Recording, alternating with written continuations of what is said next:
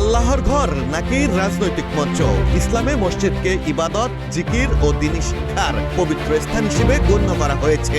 মসজিদের পবিত্রতা ও মর্যাদা রক্ষার উপর বিশেষ গুরুত্ব আরোপ করেছেন খোদ মহানবী হযরত মুহাম্মদ সাল্লাল্লাহু আলাইহি ওয়াসাল্লাম। অথচ সেই মসজিদের ভেতরে চেয়ার টেবিল পেতে জামায়াতের দলীয় সভা।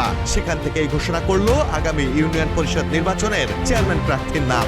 রংপুরের মিঠাপুকুরের একটি মসজিদের এমন দৃশ্য সামাজিক যোগাযোগ মাধ্যমে ছড়িয়ে পড়তেই দেশ জুড়ে তুমুল বিতর্কের মুখে পড়েছে জামায়াত ইসলামী। মঙ্গলবার মাগরিবের নামাজের পর ইমাদপুর ইউনিয়নের চকপাড়া জামে মসজিদে জামায়াত ইসলামীর নেতাকর্মীরা বসেন দলীয় বৈঠকে। সেখানে উপস্থিত ছিলেন উপজেলা ও ইউনিয়ন পর্যায়ের জামায়াত নেতারা। সভা থেকে মনোহর বাদশাকে চেয়ারম্যান প্রার্থী হিসেবে ঘোষণা করা হয়। ছবি ভাইরাল হওয়ার পর ক্ষোভে ফেটে পড়েন অনেকেই। প্রশ্ন ওঠে, যে মসজিদকে মুসলমানরা আল্লাহর ঘর বলে মানেন, সেটি কি জামায়াতের মতো কোনো আদর্শচ্যুত ও স্বাধীনতা বিরোধী রাজনৈতিক দলের কর্মকাণ্ডের স্থান হতে পারে? পবিত্র আল কোরআনে বলা হয়েছে, নিশ্চয়ই মসজিদ সমূহ আল্লাহর জন্য। অন্যদিকে হাদিসে মহানবী হযরত মুহাম্মদ সাল্লাল্লাহু আলাইহি সাল্লাম মসজিদে অনর্থক কোলাহল, দুনিয়াবি প্রচার প্রচারণা ও পার্থিব কর্মকাণ্ড থেকে বিরত থাকতে উৎসাহিত করেছেন। ইসলামী চিন্তাবিদদের মতে মসজিদের পবিত্রতা ও আদব বজায় রাখা প্রত্যেক মুসলমানের দায়িত্ব।